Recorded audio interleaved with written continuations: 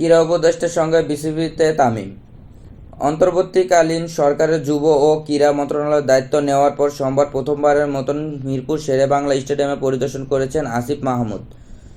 অবকাঠামো, সুযোগ সুবিধা পরিদর্শন ও কর্মকর্তাদের সঙ্গে মতবিনিময়ের জন্য গিয়েছিলেন তিনি। এ সময় তার সঙ্গে ছিলেন জাতীয় দলের সাবেক অধিনায়ক তামিম ইকবাল।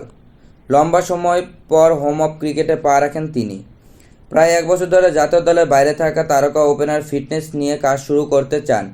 এজন্য বিসিবির কাছে একজন ট্রেনার চেয়েছেন তিনি। দুপুর 12টার পর বিসিবিতে পা রাখেন তামিম। তার ঘণ্টাখানেক পর বিসিবি পরিদর্শনে আসেন ক্রীড়া উপদেষ্টা আসিফ। কার্যালয়ে কিছুক্ষণ সময় অতিবাহিত করার পর তামিম প্রধান নির্বাহী নিজামুদ্দিন, নারী ক্রিকেটের প্রধান হাবিবুল বাশারকে নিয়ে মাঠে প্রবেশ করেন। এ সময় তারা গ্যালারি সহ মাঠের বিভিন্ন প্রান্ত ঘুরে দেখেন। এরপর মিডিয়া সেন্টার হয়ে একাডেমিক মাঠে অনুশীলনে ব্যস্ত নারী ক্রিকেটারদের সঙ্গে সাক্ষাৎ করেন আসিফ। সংবাদ মাধ্যমের মুখোমুখি না হলেও এক ভিডিও বার্তায় বাংলাদেশের হোম অফ ক্রিকেট পরিদর্শনের অভিজ্ঞতা বর্ণনা করেছেন ক্রীড়া উপদেষ্টা। নতুন দায়িত্ব পাওয়ার পর ক্রীড়া মন্ত্রণালয়ের অধীনে যে প্রতিষ্ঠানগুলো আছে সবগুলো ঘুরে দেখছি।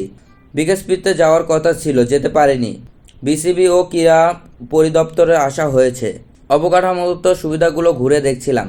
নারী ক্রিকেট দলের সঙ্গে দেখা হলো। তারা সামনে নারী টি-20 বিশ্বকাপ খেলতে যাচ্ছে। যে ব্যাপারগুলো এখানে উন্নয়নের প্রয়োজন আছে সেসব একটু নোট নিলাম। আশা করি সামনে এগুলো আমরা ঠিক করে দিতে পারবো।